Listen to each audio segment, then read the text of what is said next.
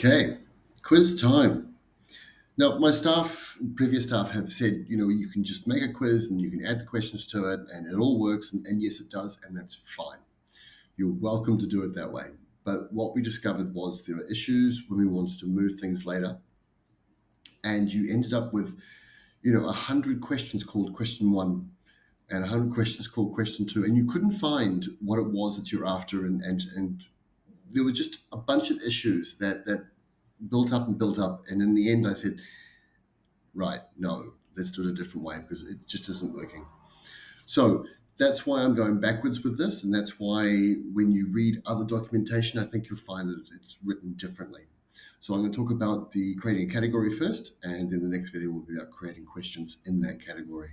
So step one, come to more and go to question bank. Okay, so what we have here is a blank question bank. This is your training course. And I want to create a new category, categories.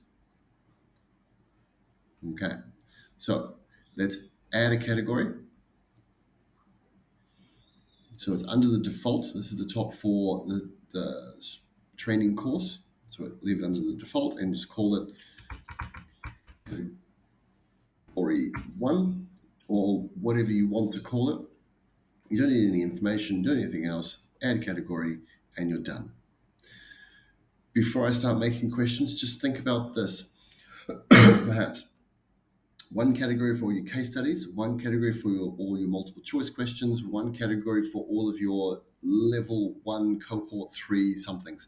So you can create as many categories as you like, and then when you create the quiz, you can pull from those different categories. I think that's the best way of doing it. One more thing, and I'm aware of the length of these videos, and I apologize to you now. One more thing is that if you're going to have random questions coming into the quiz from a bank of questions, for example, multiple choice questions, you should have somewhere in the region of 3 times the amount you need. Therefore, if you need 10 questions, random multiple choice questions, you need to create 30. So the research says. Okay, end of the day, up to you. It's your course.